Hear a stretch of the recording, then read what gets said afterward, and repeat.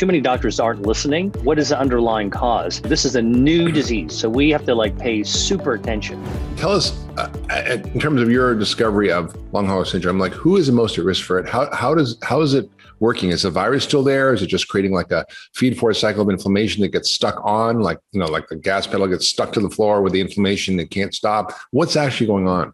So here's what the three legs of the stool we found in long haulers. The microvascular damage from acute COVID seems to continue to be there.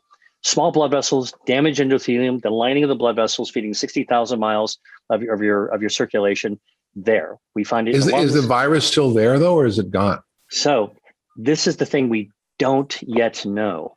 When you swab these people who are suffering from long haulers, the nasal swab, the saliva test, the fecal test, PCR negative. They don't actually have the virus. So they are, by the usual testing methods, not infected. However, the bizarre thing is about 41% of people who have long haulers who get a vaccine, they report that some of their symptoms actually get better. So that's another twist. So how would that be?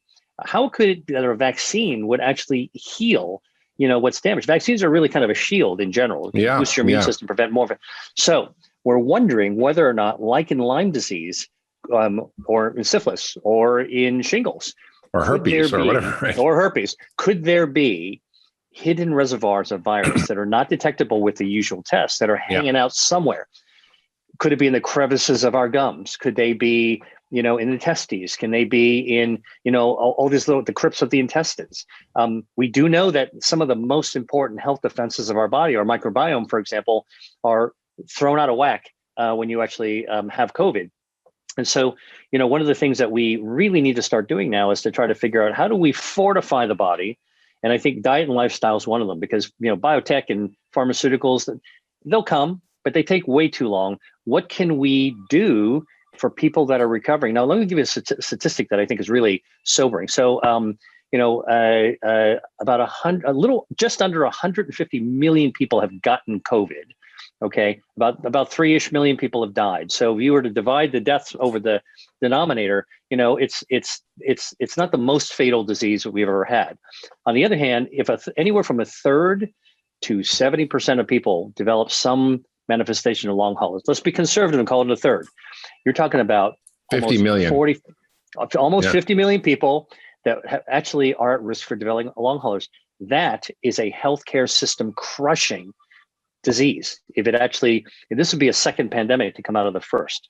So one of the reasons that I'm so passionate about trying to establish what's going on, who's most vulnerable, what can we do both on sort of the medical industrial side, which is very important, but also I think on the diet and lifestyle side, because there's so much we can do to lower inflammation, get better circulation, and help improve our nerve function.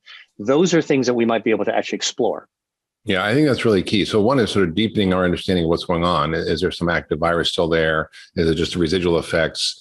How do we begin to help the body reset and repair from long hauler syndrome? Is it treatable? I mean, I think these are all the questions that are coming up. And traditional medicine, I believe, has very little to offer in the face of something like long hauler. At Cleveland Clinic, we now have a Recover Clinic, which is a multidisciplinary team that's working on looking at the biology of this, looking at what kind of interventions we can use, and using, again, lifestyle approaches, functional medicine approaches. That may be part of the answer for people. We're going to talk about something that is quite scary to me. COVID is scary enough, but what's really scary to me is the after effect of COVID that we're seeing in so many people. With SARS, the original coronavirus infection, there was a 40% chronic fatigue rate at 3 years in these patients. And that's terrifying to me, because today in America, we have had over 30 million cases. We probably have, about 500,000 something deaths, but there's probably a lot more who've been infected. And globally, the numbers are staggering in terms of how many people have actually been infected with COVID. And so if 1 in 3 of these people might get something like chronic fatigue, that's just a massive burden on our system. And we're beginning to just understand how prevalent this is, how debilitating it is, how scary it is. And honestly, I'm not that scared of getting COVID. I'm scared of getting long hauler syndrome. So tell us what we've learned about why our bodies seem to be so vulnerable to this COVID-19 virus, and why these vulnerabilities leave us exposed to getting this long hauler syndrome? Yeah, well, Mark, that is the pressing question I think we're going to be facing as a nation and as a healthcare system probably for the next decade. Because while I do think that the light is at the end of the tunnel for the pandemic itself, as more people are vaccinated, as the seasons change, and hopefully any mutations or variants will become less problematic for us. I mean, that's the crossing the fingers hope. The fact of the matter is that the tail end, the long tail of this infection is something that is absolutely sobering to actually study. And it's so prevalent, and I think, most of us think, oh, well, I'm young, I'm healthy, I'm fit. It seems to be affecting mostly the elderly, the obese, the chronically ill. And those are the ones who are at most risk for hospitalization and dying.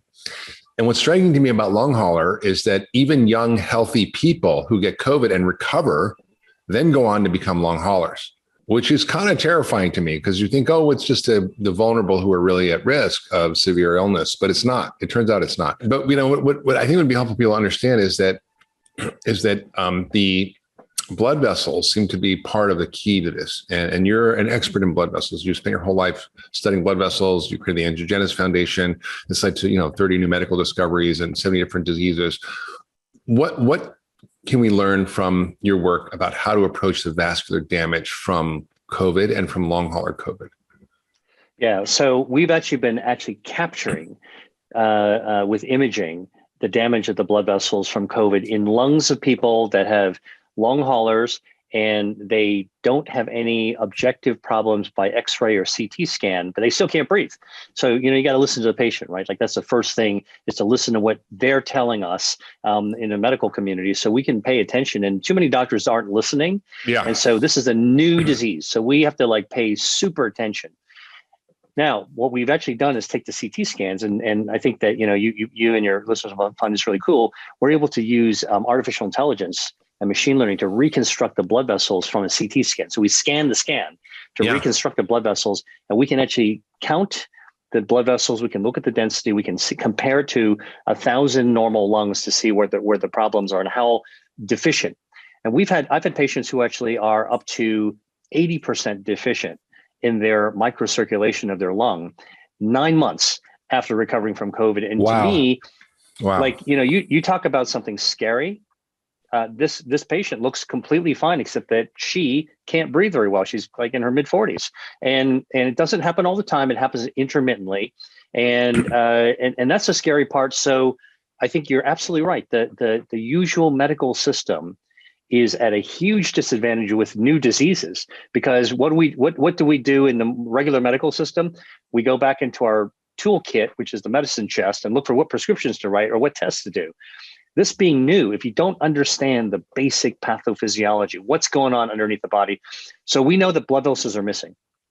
So one of the pieces of good news, of sort of the bright light I can tell you about here, the cup half full, is that blood vessels, we know, can repair themselves. We can grow new blood vessels in order to restore our organs. So if you were to cut out part of your liver, it would grow right back, and all the blood vessels would grow right back. We know when you cut yourself or have surgery, when that wound is there, it will grow blood vessels and it will heal up the wound, that it'll restore itself. And so angiogenesis itself is an absolutely critical thing. The issue, though, is with angiogenesis doesn't work very well when there's a ton of chronic inflammation. So now we need to help the blood vessels grow by lowering inflammation so that the healing can take place. And then we want to push the healing faster. So what do we actually do? We know that regular exercise and movement can help grow blood vessels. We know that stress, norepinephrine, catecholamines can actually slow down blood vessel growth. So we want to actually be a little more chill, more zen, and exercise and move more. We know that when you have a lot of catecholamines in your body when you're not sleeping, that slows down healing as well. So again, back to lifestyle medicine, integrative medicine, a lot of these principles that you're not going to go to any of the famous name brand medical centers. They're not going to be writing a prescription for sleep. They're not going to be writing a prescription for yoga. Okay. Now, I'm not saying that there aren't real medical interventions, but we don't have any treatments for this right now. So clinical trials are just getting started. The other thing I'll tell you is that our blood vessels partly restore themselves, grow back to repair using stem cells. these stem cells come from our bone marrow. Something scary, a relatively new finding, is that COVID, SARS-CoV-2, the virus, can get into the bone marrow and change the genetics of our bone marrow. That's truly like stunning. And so the question is, do we need to do something to help restore bone marrow health, right? So we're not going to be giving ourselves EPO injections like in the hematology lab to pump out more blood cells. We're not going to be giving ourselves blood transfusions, but it does turn out that there are things that we eat that can stun our stem cells in our bone marrow, even before COVID. High saturated fat foods, ultra processed foods, processed meats, artificial sweeteners, all the things that you've been talking about, Mark, for years. I've been talking about for years. There's another reason for us to actually cut down or cut out those things that would stun our stem cells in our bone marrow. So anything we can do to tip the balance in our body in favor of healing is something we got to do.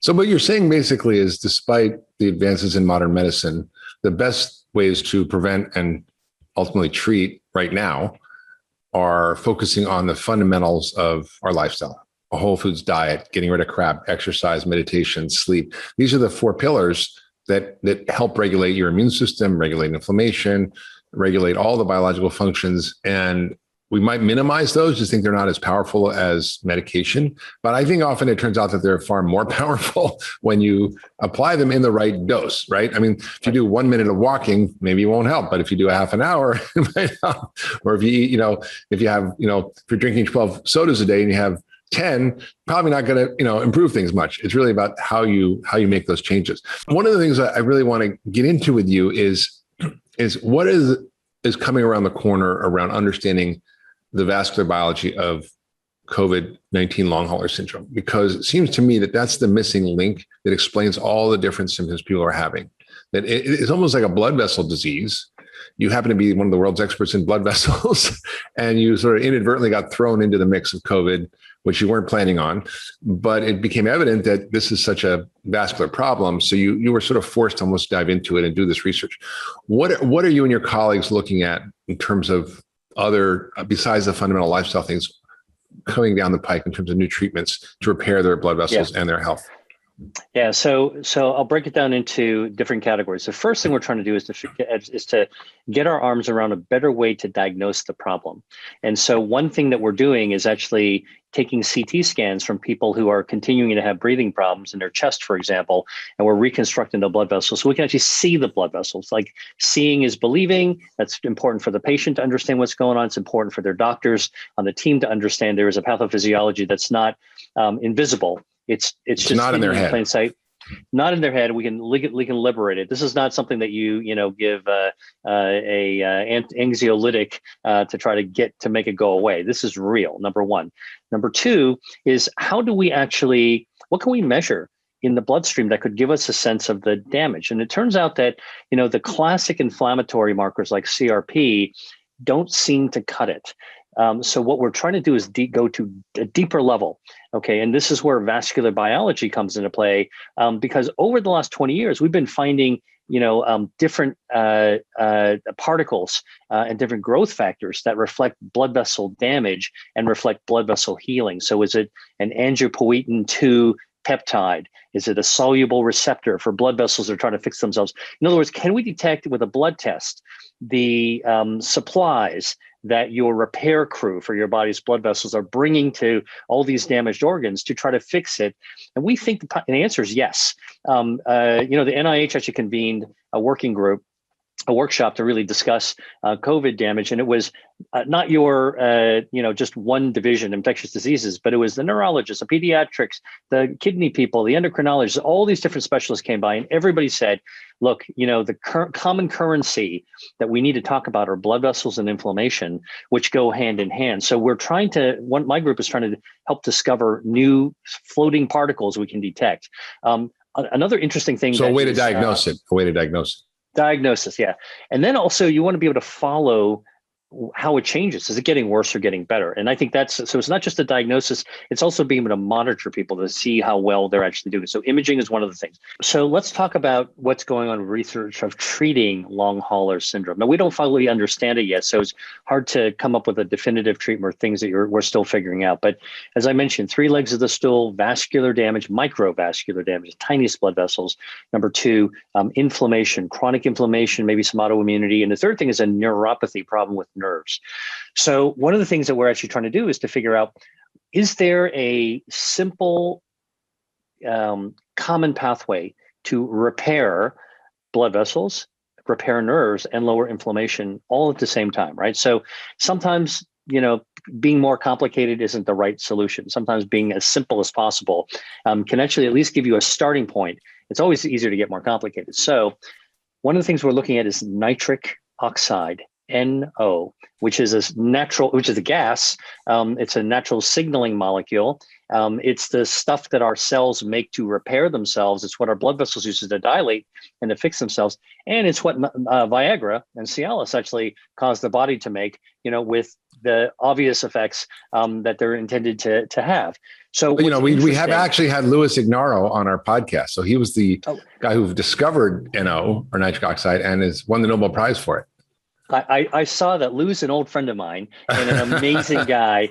And He's so cute. What's amazing, what's amazing about Lou is that in his as a senior statesman of research, he is the most friendly, accessible, passionate, brilliant, articulate guy that I know. So I'm glad that he explained that. But I can tell you, when this all started, when we first made our discovery about the blood vessel damage, who's the first person I called? Lou Ignaro. Mm-hmm. So Lou and I actually compared the notes on the gene expression, the pictures of the blood vessels, and we were thinking about this. Now, I've continued to move forward and am looking at working with some companies now that actually have nitric oxide stimulators. So let's look through this. There's some interesting efforts that can actually, they have nitric oxide delivery systems that are in inhalers, not ready for prime time, in clinical trials for acute COVID. And the reason that happened for acute COVID is because there was a really interesting, successful clinical trial of inhaled nitric oxide in pregnant women who were on the ventilator or heading towards a ventilator. And it found that you could actually rescue these women and their babies. And so definitely something that can help blood flow and repair. Definitely life-saving. And so one of the interesting. Should we all be taking Viagra for our blood vessels? Well, so one end of the spectrum is actually the stuff in clinical trial. But then so much of COVID has led us to talk about repurposing existing drugs, right? Because we can't wait 10 years. We got to sort of see what's available. And so like the hydroxychloroquines and ivermectins, and a lot of people have been coming up with different good ideas to sort of figure out, do they work or not? But it's really interesting because on the other end of the spectrum of not what is to be invented, but what's already around is Viagra, Cialis, and all kinds of other things. Now, so that's an interesting clinical trial to be done.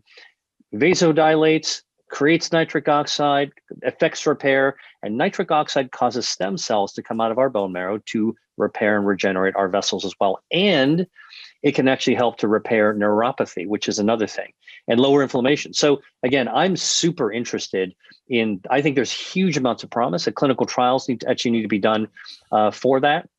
I think that, there's also something to be said. Should we be taking arginine that increases nitric oxide in the body? Right.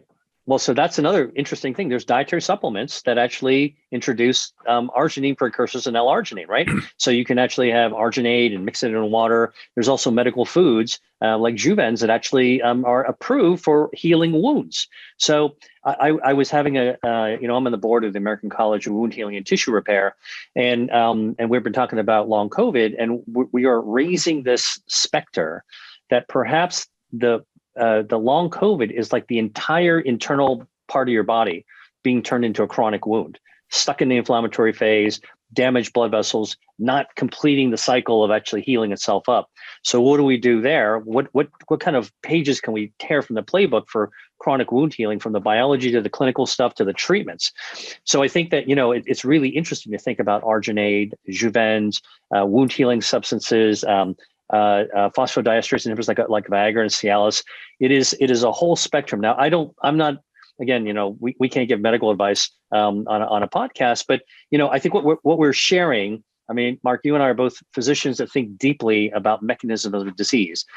What we're actually sharing, this conversation is really about how medical scientists and physicians that think about the science actually think about how to solve problems. So I don't think the answer is there yet, but I'm actually really encouraged that there are these tools that are out there that we might be able to do. I think one thing that, by the way, is really important to actually pursue is this clue why vaccination improves the symptoms in some people. Yeah, so, explain that, because I think it's sort of counterintuitive. And people have already had COVID are getting vaccines because you can get COVID again.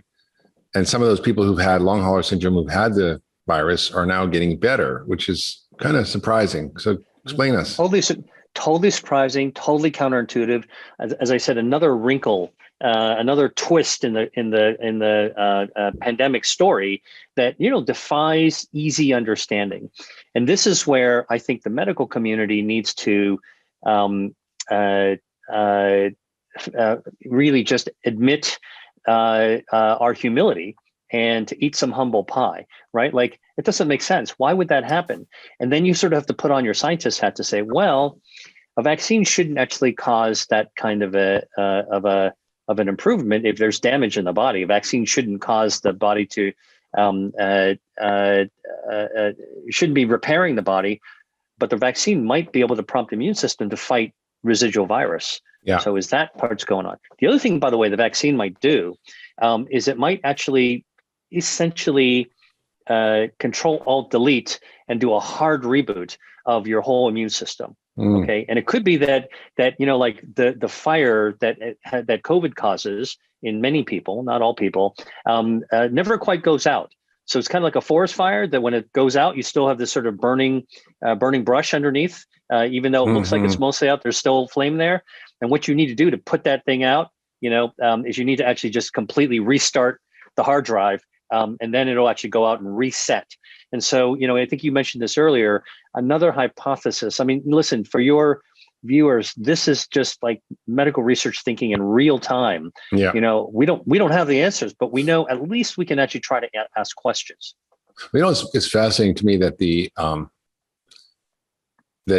virus, sort of may not be obviously detectable when you do the regular test, but maybe I'm wondering if you're doing biopsies of tissues, if it show. And also I wonder if we're just stuck in a feed-forward cycle, because we see this a lot in functional medicine. People have chronic fatigue syndrome, have sort of weird, crazy symptoms for years and years, just don't get better. They've had Lyme disease, they've had Epstein-Barr, they've had whatever, an infection, and they just get stuck, or they have, gastroenteritis and their gut's never the same. So there's this phenomenon in medicine where people get stuck in a feed-forward cycle, which is very much like, your record skipping. Many of you listening may not have ever had an album, but you and I are old enough to have had record albums, and they skip, unlike Spotify. and it just going to keep going on and on and on. And it gets stuck, and it's almost like a biological groove that you can't get out of. And so a lot of functional medicine is about focusing on how to get people out of that feed-forward cycle and reset their immune system and reset their biology. And we use a lot of different therapies, all of the basic foundational lifestyle things we talked about, diet, exercise, sleep, and stress reduction, meditation. But there's also a host of other therapies we use to enhance the body's function, whether it's just adequate levels of vitamins and minerals and all their role, or adequate levels of phytochemicals or herbs. And there's also a whole field of sort of regenerative medicine, which is looking at various therapies that are sort of biologic in a sense. They're biologics therapies that use substances that our bodies naturally have, but to give them in higher doses to enhance repair and healing, such as stem cells. It's obvious one. People know about exosomes, which are derived from stem cells, and oxidative therapies, which we sometimes use, for example, in medicine, but like hyperbaric oxygen therapy, which can seem to be also helpful for some of these patients. I just had a patient who had long hauler syndrome, and she said the most profound thing she did was use hyperbaric oxygen therapy to recover, which increases wound healing, right? That's what you studied. Well, yeah. And let me just finish. So there's a couple of other things as part of this spectrum of things that may push push the body to reset, like ozone therapy, which is being used in many other countries, but it's still sort of fringe here. But there's really good data on how this sort of pushes the body out of this cycle by suppressing the inflammation, activating your anti-inflammatory systems, antioxidant systems, repairing blood vessels. So there's a lot of therapies out there that are on the fringe that probably actually won't even be studied by traditional science, but I think have some among the most promising benefits. And I've had the chance to treat a lot of long hauler patients, and I've seen that those people who do these other therapies often are the ones who recover the fastest. No, it makes total sense. I mean, because this is once you have system-wide damage or inflammation or imbalances, which is clearly what's actually happening with long haulers. I mean, and we can pinpoint it down to the cellular molecular level. The reality is that it's very unlikely that a single pill or a single prescription is going to actually do the job. And while integrative medicine, is almost self-assigned to be, to use tools that are on the fringe. Listen, I mean, I think this pandemic pushed the entire human species to the edge, and so it's now time to actually look at those things that may not have been examined in the same way before, and pull them to the main stage, and kind of say, is this something that can actually be helpful to us? And this is where it doesn't really matter what side of the equation you are, or whose team you're on. It's basically like, let's look at stuff that can actually help. So what's interesting, I really like what you said about hyperbaric. So a lot of people in the wound healing world misunderstood what hyperbaric oxygen does, because the idea was to pump high oxygen pressure into a wound that's not healing, because the wound needs more oxygen, because the blood vessels aren't quite as good. And indeed, you would actually see blood vessels growing pretty profoundly after doing these hyperbaric dives. They call them dive chambers. And it turns out there's a really interesting mechanism that is at play in hyperbaric therapy that might help to explain your experience with long haulers. So when you're actually in the chamber, whether it's 40 minutes or an hour or whatever it is, you're training the body. You're resetting the barometer of the body to get used to high oxygen. And now the patient steps out of the hyperbaric tank or the chamber, and now suddenly their body that was used to very high oxygen suddenly is at sea level. Okay, like again, sort of like not low level oxygen again. Okay, or not actually having the same amount of hyperoxygen. Now you actually trigger genes that are caused by hypoxia, not enough oxygen, and it turns on angiogenesis. And that's really what the blood vessels are growing in response to the change between chamber or not chamber, chamber or not chamber. It's that delta between that pulls the trigger. The other thing that happens with hyperbaric is that one of the things when the trigger gets pulled is a domino effect, and stem cells come out in hyperbaric chambers. Yes. Regenerative. And that, to me, if it's happening in your wound, it could probably happen in your lungs, in your heart, in your brain. And that is really, really worthwhile studying. I know that there's some hyperbaric studies, again, looking at the microcirculation. Yeah, and that's called an oxidative therapy, which is sort of the opposite of what we typically think of we'd want to do in medicine. Is we want to take antioxidants, right? And oxidative stress is a bad thing, but it's not necessarily. It's just part of our normal regulatory system. So when you have too much, it's bad. When you have not enough, it's also bad. And I think that the effects of hyperbaric or ozone, these are what we call oxidative therapies, using oxygen, which is in a sense potentially harmful to the body, pushing it to respond by giving it this little insult, and then the body responds by hitting the repair setting. Your body has its own innate repair systems, and if you know how to activate those systems, then we can begin the healing process. And I think that's what's happening with long hauler syndrome. These people are getting stuck in a rut, a biological rut of inflammation. And there needs to be things that push them off of that. And you can't just take, ibuprofen or steroids or any of that. You've got to figure out how to get because the body is way smarter and more powerful than any medication. And if we can activate those endogenous or internal innate healing mechanisms, I think we're going to see a lot of benefit. And that's where I get the most benefit for my patients with chronic fatigue or Lyme or other chronic illnesses that are resistant to traditional treatments.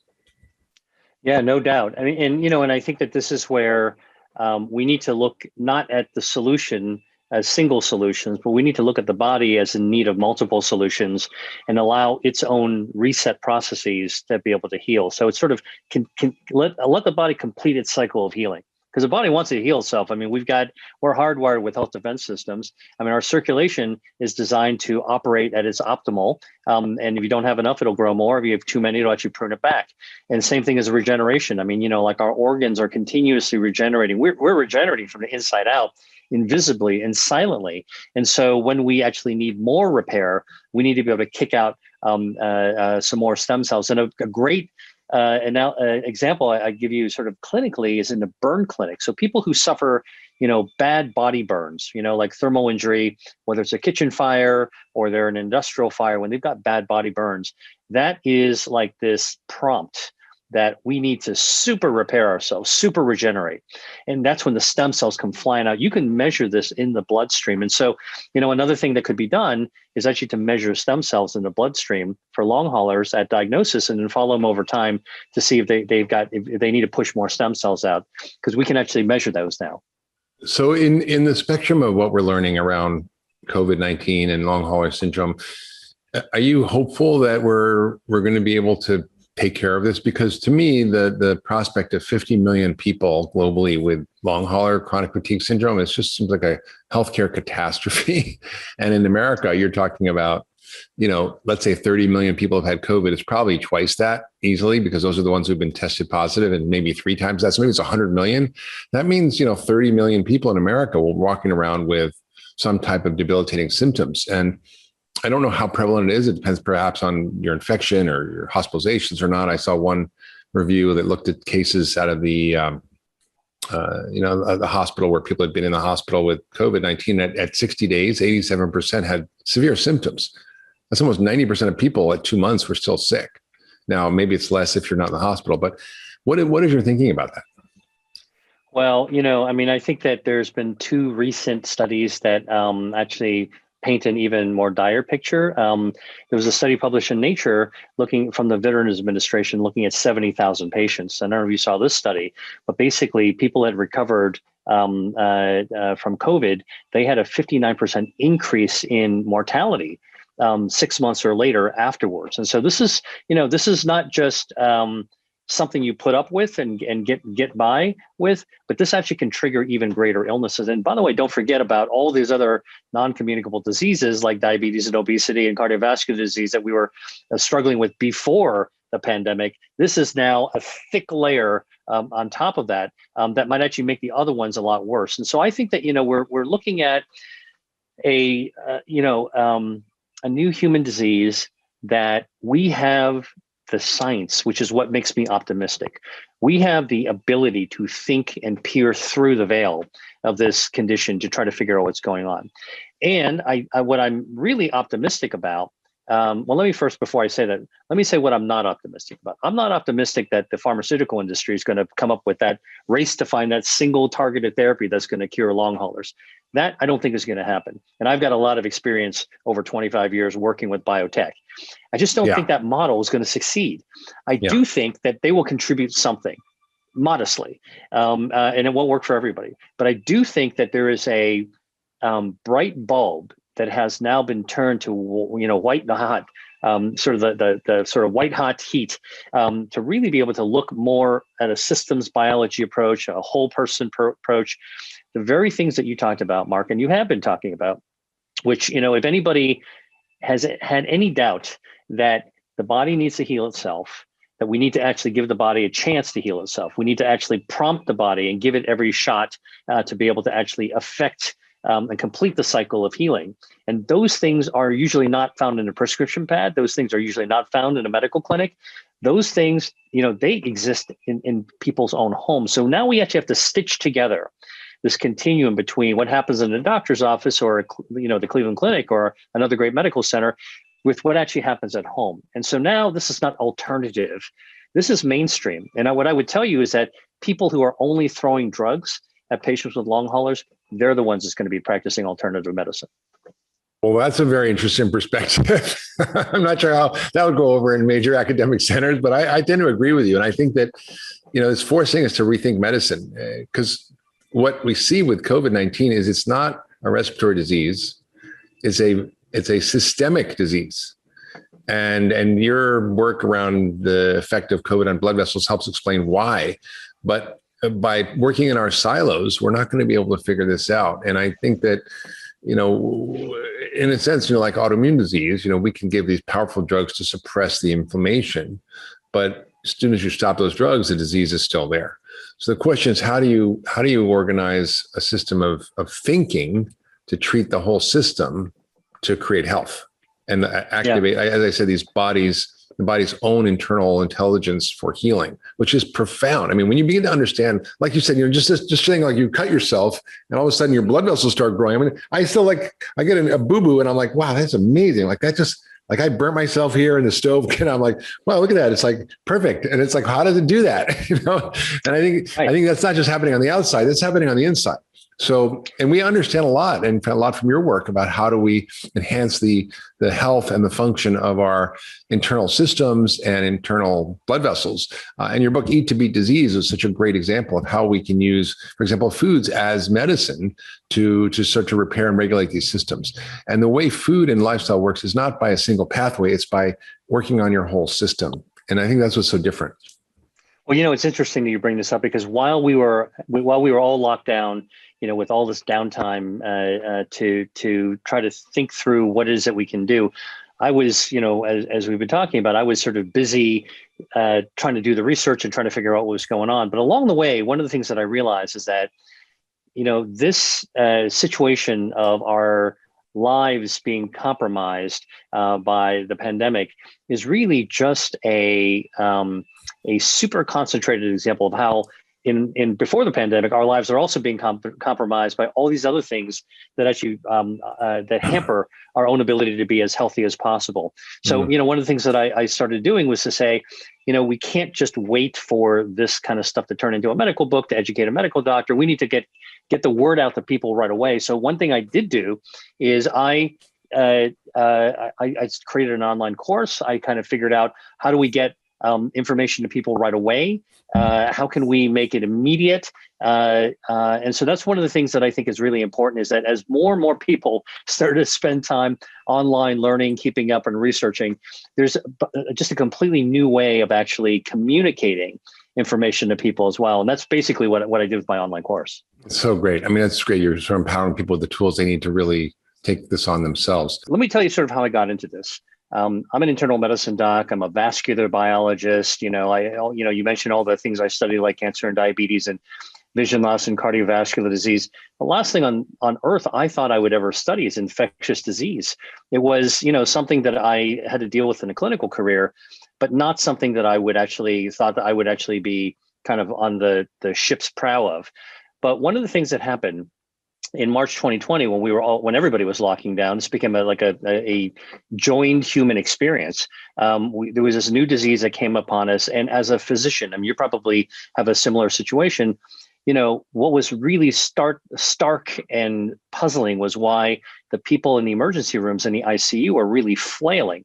Here we are, a very modern medical system, and we were not able to get our arms around the people that were coming in with low oxygen saturations, blood clots, and all these other kind of problems that we in a past era you could explain, but in today's modern world, you would think that we would actually be more on top of this. And so for me, I sat and literally stared out the window from my bedroom, wondering what distinguished ourselves from people who were dealing with the plague in the Middle Ages, where they actually ran indoors in their stone homes waiting for the village crier to say it was safe to go back out into the town square again. And, indeed, that's kind of what we're still doing, waiting for the CDC and other authorities to say, okay, go out and do your thing, back to normal. And the thing that was really, to me, the pressing mission I felt was, as a scientist, I had an opportunity to try to, throw my weight and contribute to solving this mystery of what this virus was actually doing to the body. And what I'll do is I'll actually give you a spoiler alert right now for your listeners and viewers, which is this virus, the SARS-CoV-2 virus that causes COVID-19, has given us an unexpected twist at almost every turn of this pandemic. Just when we thought we knew something, it would throw another curveball at us. So first of all, respiratory virus was causing blood clots, strokes, problems with the heart, kidney failure, not what you would normally expect, right? Intestinal problems too, right? intestinal problems, COVID toe, just the most puzzling things. And the things that we would normally do in the ICU, I used to run an ICU. Okay. We would never think about flipping somebody on their stomach in an ICU. I mean, that's like turning a turkey in the oven. We would never do that. We'd have everybody flat on their backs. And so the rules were changing right before our eyes. And so I realized that one of the things that I could contribute, that I could make at least a modest contribution to, is trying to figure out what was actually happening, what was happening in the body that this virus was actually causing. So I actually got autopsy tissue from people who had died of COVID, and I organized an international team from Belgium, Switzerland, Germany, and the US. And we dove into the tissue like a pathologist. We went from lung, heart, brain, the whole body. And what we found was absolutely amazing and sobering. We found that this respiratory virus was infecting your lungs, but it was also infecting the blood vessels. It was a vascular infection. And we actually saw, we had the first pictures of the coronavirus getting inside the cells, the endothelial cells of vessels. And we all know from cardiovascular disease and, and heart health, how important these vascular endothelial cells are. We don't want them to clot. They have to actually go very smoothly. That's the lining of the blood vessels. Those are what we call endothelial cells. So all the lining, you've got right. 60,000 miles of blood vessels, and the lining of that, the endothelium, is so important as so many functions. It's not just like a little skin. It's actually very active. And you're saying the virus gets into those cells and causes havoc throughout the body.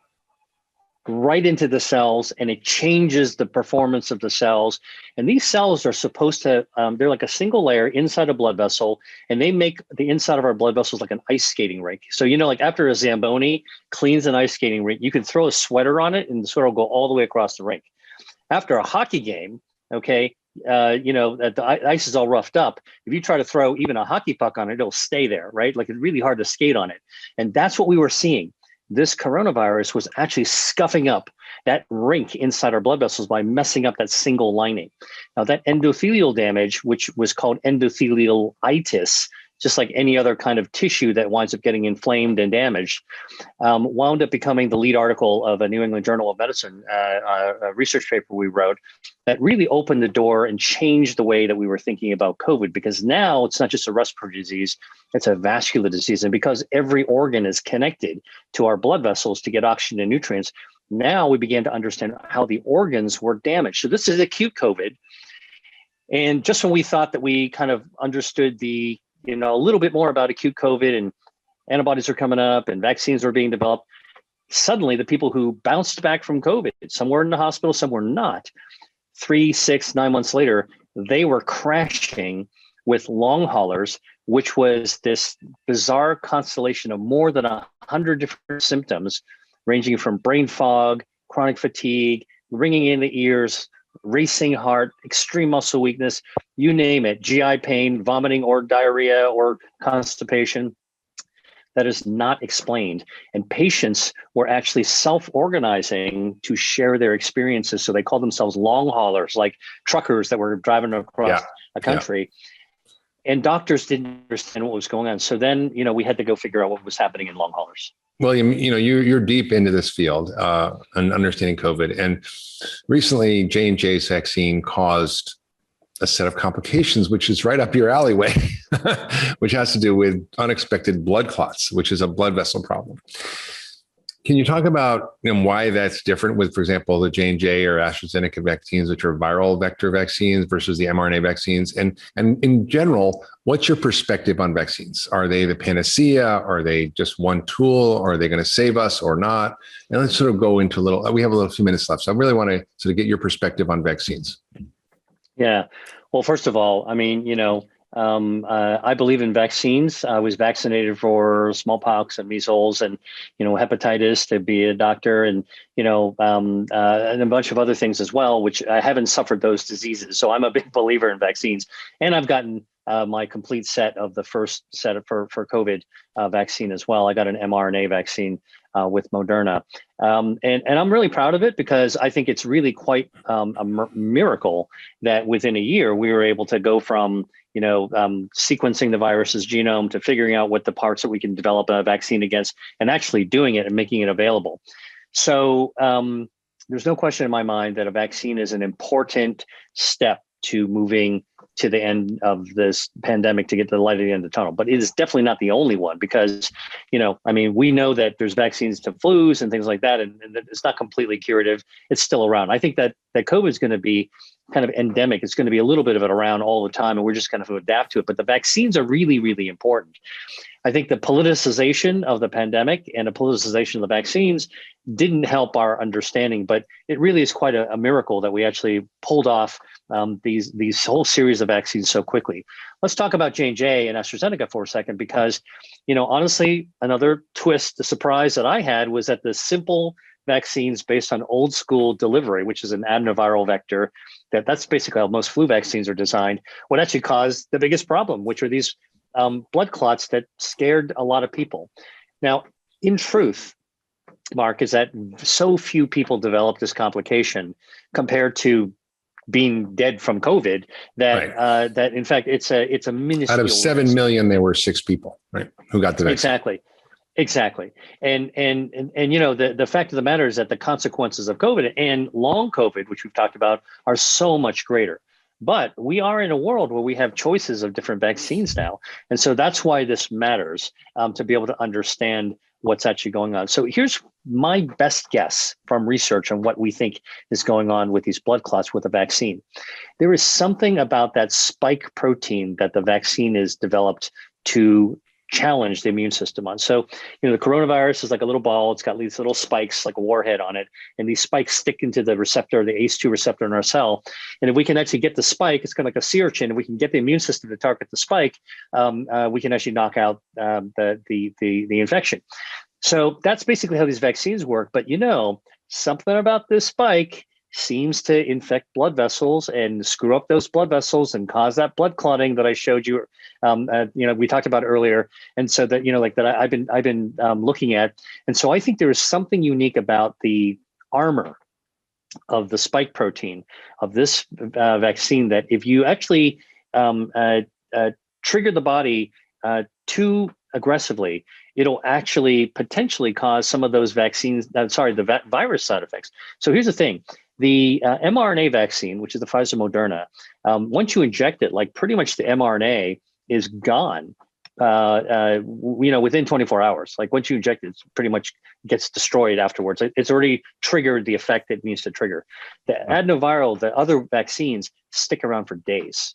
Okay, and so one of the thinkings is that perhaps by having that spike protein signature stick around for days, it's just pissing off the immune system enough that in some people we're getting this overage of a reaction. So there's this sort of a side of sort of like it's mimicked some of what COVID is actually doing. Now, obviously, it's not happening to a lot of people. I tell people get a vaccine, get the first vaccine you can get. Whatever it is, don't be too precious about it because we're going to be winding up getting boosters. If you get a J&J now, you're going to switch over to a different one later. If you get a Pfizer now, you might go get a single shot later on with another one. So not to worry, but the key is if you want to step over the line to be protected, to be able to be maskless, to be able to not hurt yourself or other people who haven't been able to get the vaccine yet, just get the vaccine. It's a simple thing. I always tell people I timed it. 90 seconds sitting in a chair. It felt like a mosquito bite or less. And, and then I went on and literally I felt emotionally like I stepped over a line. The first shot I got, the second shot, it was like I could breathe again in an odd sort of way. Like I realized that I kind of felt like I had a future to actually look forward to. But let me challenge on that. Is that really true? Because we're seeing that the vaccine is not 100% effective. We're seeing that you can still get COVID even if you had the vaccine. We think you might be still able to transmit it even if you've been vaccinated, if you get it. And it can be transmitted asymptomatically. So, and we've seen all the variants against which it may not work as well. And so kind of just about the time we get revaccinated, now there's a whole slew of new variants from Brazil and from South Africa, UK. And all of a sudden, like maybe the vaccine's not going to be as effective against those. We have to come up with new vaccines, booster shots, as you said. I mean, this just seems like a never ending story. And I worry about people are getting a false sense of security from being vaccinated and going out and like partying. And I think that could be a mistake that could lead to increased cases and increased deaths. Absolutely. Absolutely. So let's pull back for a second and say all the vaccines, like the flu vaccine, you get it every year, you're supposed to get it every year, and it's not 100% effective. And you can still get the flu, even though you get the flu vaccine, because it could be a variant of the flu that takes you down, but you're not going to get as sick. You're not going to get so sick you might die. Now, even some people who get flu vaccines still die from the flu. And so I think what we're aiming to do is to kind of turn this COVID-19 pandemic into something that's much more manageable. I will tell you what the data has shown so far, and we've seen this in Israel, which has done the best job, hands down, worldwide in getting everybody, as many people as they can, vaccinated so far, is that people tend not to die. Like it really lowers, you can still get it. You might even get sick, but you're not going to get sick enough where you're paralyzed that you might, go into a ventilator and die. That's a big deal to me. The unknown question, Mark, is whether or not if you get the vaccine and you get infected, you still develop long haulers. We think that having a lower number of virus particles in your body might be helpful. And yeah, you can still spread it, just like you can spread the flu. If you get a flu shot, you can still spread it to somebody else as well. I think the other underlying message, though, that you're trying to communicate that I so think is so important is that getting the vaccine is only one part of it. Getting precautions and thinking not only about yourself, but other people and society at large is absolutely critical. The vaccine does not give us permission to go out to party, to go out like willy-nilly, to start coughing and breathing and going to have concerts again. Like nothing has changed that dramatically with the vaccines that we can suddenly unleash society. And I was at a TED Conversations live session listening to a conversation with a consultant, a business consultant, but who's really a brilliant guy named Simon Sinek, talk about being asked, so now that we see the light at the end of the tunnel, what are we going to tell people who want to get about going back to normal? What advice can we give people about getting back to normal? And the answer was really brilliant, which is that's the wrong question, because we are not going back to normal. After World War II, we didn't say, hey, let's go back to 1939.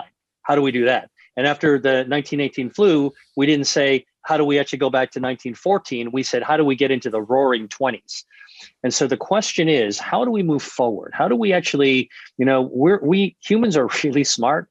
Americans are really have real ingenuity, like in the country we live in, but also worldwide. I think that, we live in a global community, and we have to not forget that even though people are now starting to try to, reacclimate back to going to restaurants and gathering again, there are parts of the world that are suffering dramatically. I mean, Latin America, Brazil, India, these are disasters, human disasters that are happening.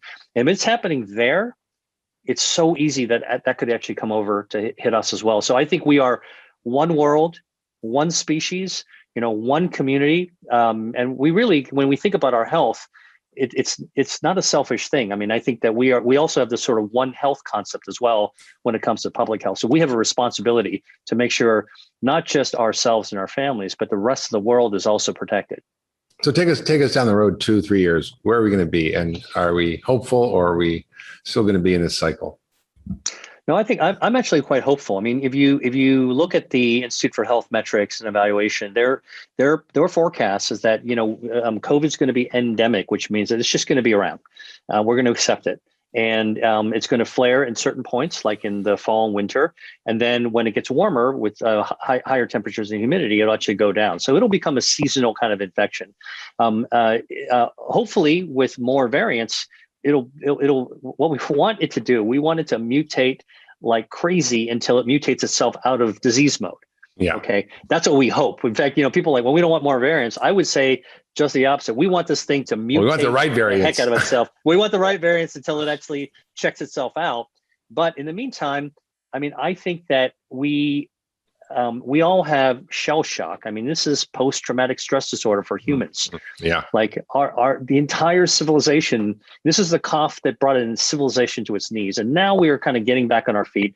I'm optimistic, that we are going to be able to actually find a way to manage and control this thing, but we are not out of the woods at this point yet. So people need to pony up, get vaccinated, continue to wear precautions, listen to the science, and listen to the people who are talking about policies, good policies based on science. And then let's figure out how we're going to move to 2022, 2023, 2024. So when you're asking me what do I think is going to happen in the next 2 or 3 years, I think that this is going to be in our background. I think vaccination is just going to happen. We hope that I hope that as many people as we can get to get behind it will get vaccinated. I think that we'll actually find cooler and better ways to live. To be honest with you, maybe we'll be cleaner. Maybe we'll actually have less flu. And I also think that we'll. Yeah, I bet the number of colds and flus has gone way down because everybody's hiding in their houses. Yeah, exactly. And I think that we're going to have a lot more respect for the power of the body to heal itself. And that's the most optimistic thing, I think, for folks, that have been in business you and I have. I mean, it feels like, sometimes that we've been like shouting against, like a hurricane on the outside. But I think people are starting to listen because there wasn't an easy solution you could pull off the pharmacy shelf. Now we're actually paying attention to the body, and the body tells us it can heal itself. That's a great, hopeful message. I think that's what everybody should focus on, is the fact that the body's own intelligence can repair given the right conditions. And it's the fundamentals of functional medicine. It's, sort of innovative therapies that you're developing. It's things like the sort of regenerative or oxidative therapies that might be helpful. We're still discovering it all, but I have seen many patients with long hauler syndrome, and I have seen them get better by using a very strategic approach. Hey YouTube, if you like this video, you're going to love the next one. I really would love you to sort of summarize, what have you learned in the last 2 years about how to deal with post-COVID and COVID itself with a functional medicine approach? So from the dietary perspective, from a preventive perspective, you can do this. A high polyphenol, high fiber diet has the best impact on the gut microbiome and general body inflammation to prepare you for encountering this virus and to help you recover from it. Then there are a number of supplements that are really important. And the supplements that I focus on are those that enhance your body's ability to generate ACE2, the vital enzyme that is destroyed by this infection. And it's number one is vitamin D. Sometimes high doses are needed. Number two are actually supplements of polyphenols, and the two that have been the most studied and that are really mainstays in my treatment are curcumin, which is found in the spice turmeric, and is probably the most studied anti-inflammatory natural product that there is, and resveratrol, which is found in a number of vegetables. It's best known as being found in red wine or red grapes, and has been studied for its anti-aging and anti-inflammatory effects. So it's a combination of like an Indian and an Italian diet, basically. Yeah, right. Curries and red wine. Yes. So vitamin D, curcumin, and resveratrol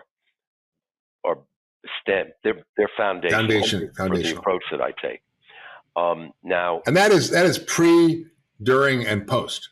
Yeah, right? Yeah, at all stages of this. In fact, curcumin has been studied. There are two studies, one from Iran and one from India, where people who are hospitalized with COVID-19 were given curcumin, and it had a major impact on how they did in the hospital. I mean, it rivaled any study of any other treatment in terms of its impact on mortality or the need for mechanical ventilation. Curcumin. And what were the doses? Oh, it depends on the form. Roughly the equivalent of about 1,000 milligrams a day. With a highly absorbed nano curcumin, they got away with less, but I aim for 1,000 milligrams a day, and you can go higher. Another polyphenol that may have positive effects, but there's a different mechanism involved, is quercetin. I use that in the early stages for prevention. It's been shown to be effective there. Again, at a doses roughly 1,000 milligrams a day. Now, quercetin has been shown to be helpful in preventing the development of COVID in people who are exposed to the virus. That's probably through a separate mechanism where it blocks the ability of the virus to attach to your cells. Beyond that, quercetin has major anti-inflammatory effects and also can inhibit blood clotting, and blood clots are one of the the complications of COVID-19. So that group of polyphenols I found very helpful at all stages of this syndrome. So eat curry, drink red wine, and have like a bunch of orange peels and onions. Onions, right? Onions and apples, right? And I mean, the dietary pattern I think is important, especially from the preventive perspective. Yeah. Now, the next thing is there are certain probiotics that may be helpful in better balancing gut bacteria. When someone has had COVID-19, there is a probiotic that's not well known. It actually was developed in Russia and the Ukraine about 40 or 50 years ago that I found really useful, especially for those with gastrointestinal symptoms, which is a lot of people with long COVID. And it's available over the internet under the name Tundrix, Tundrex. It actually is a soil-derived organism that secretes alpha interferon. This virus is very sensitive to the impact of alpha interferon, which really kills it. And one of the things that the virus does to enable itself to establish infection is to find ways to turn off your alpha interferon response. So explain what alpha interferon is for those who don't know. Right. Alpha interferon is a protein. It's a cytokine produced by cells of your immune system. When you're exposed to a virus, part of the early antiviral response is the production of alpha interferon. In fact, people who produce alpha interferon in their nose are much less susceptible to getting sick with COVID-19. What this virus does is it finds ways to turn off your ability to produce alpha interferon. And that is one of the reasons it can establish itself so effectively. And the function that I use Tundrix for is it secretes its own alpha interferon. And so my goal with that is to have it stimulate the immune response in your gut and eliminate any traces of the virus that happen to be in the GI tract. It is a Russian probiotic. Can you get it in America? It's available. It's been available for several months now, maybe a year, through a website, Tundrix, Tundrex.co, not .com. I've been working with it for the past few years. We will put that on the show notes for everybody listening, so don't worry. Okay. Yeah, I've been using it mostly to help people recover from parasitic infection. So it's a soil microorganism from Siberian soil. It's backed by decades of research and is now available here, which is amazing.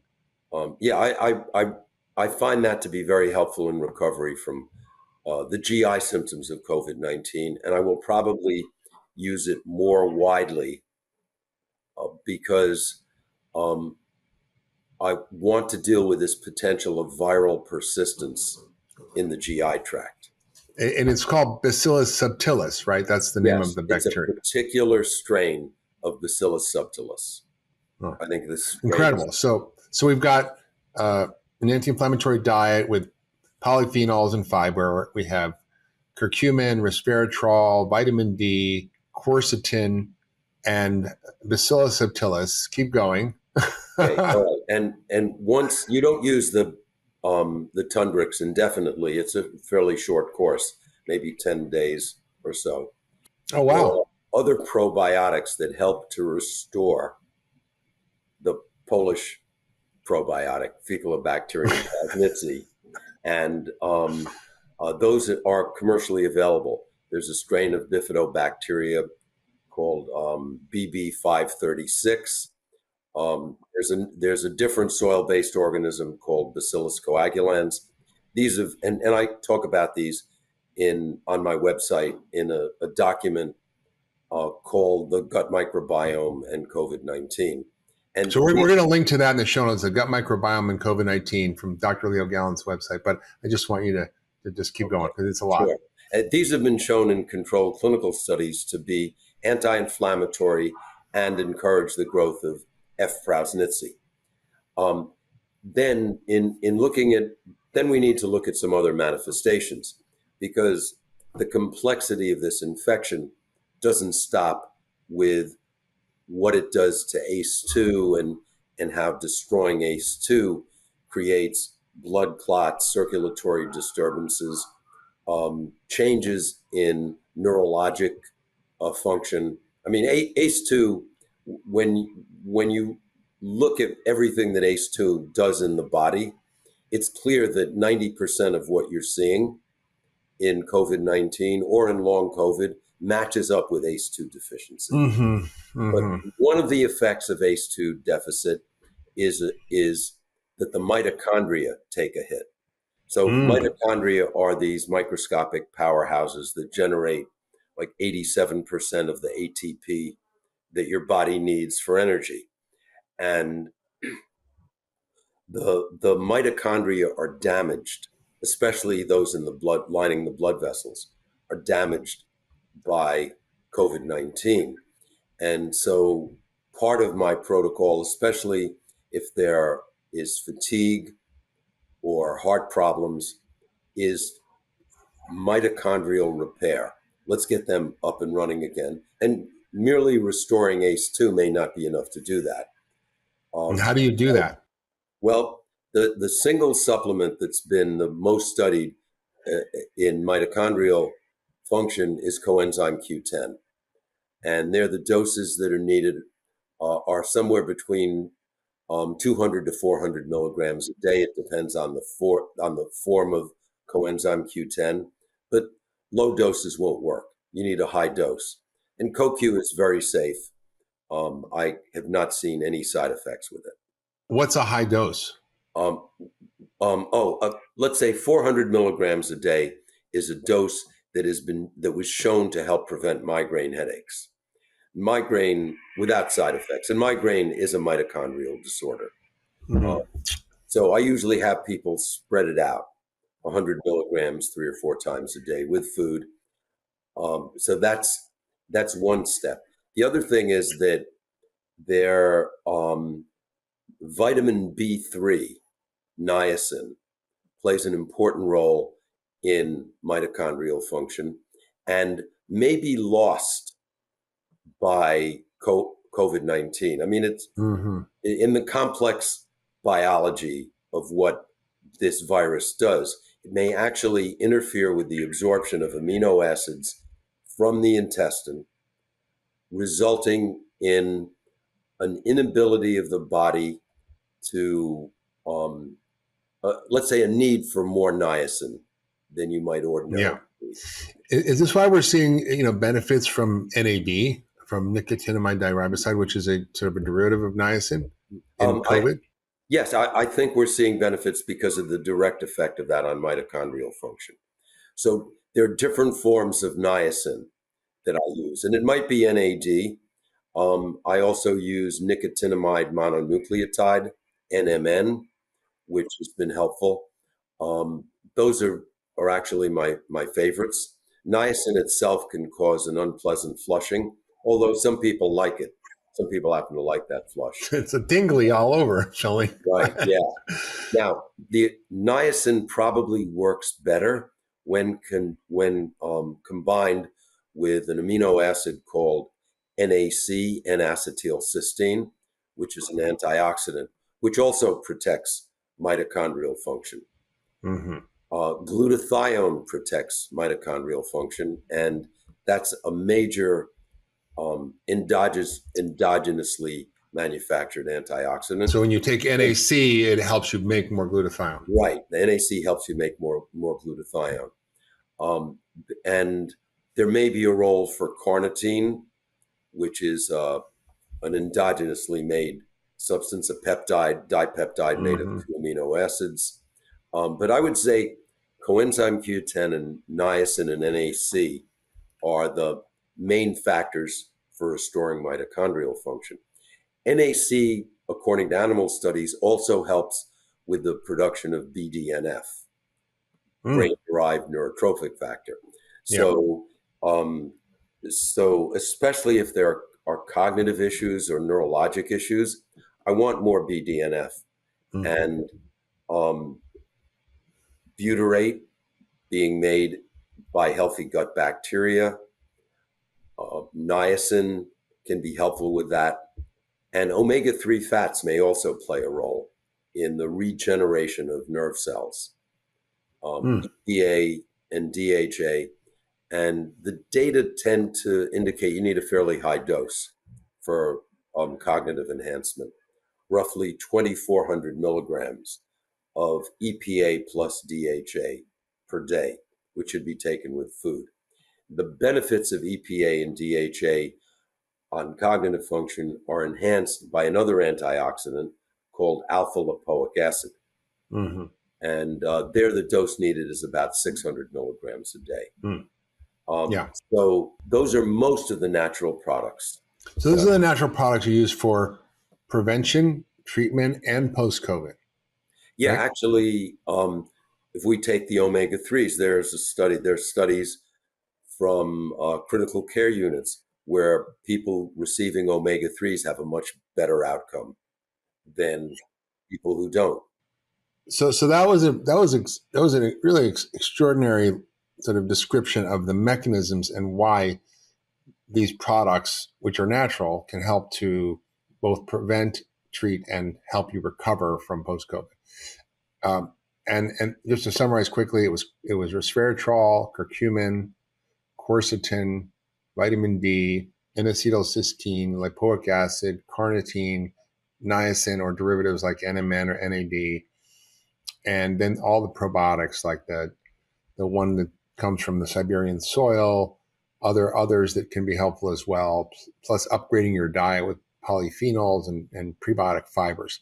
These are foundational ideas that are safe, they're effective. The cost is there for sure if you're taking a lot of supplements, but if someone's suffering from long COVID or from COVID, the cost of not doing it is far greater, I think, in terms of our long-term health outcomes. If you love that last video, you're going to love the next one. Check it out here. And hydration is really, really important because most of us walk around dehydrated. Most of us don't drink enough water. We have other fluids like sodas and juices and coffees and teas, but we don't really have enough water. And often when we do,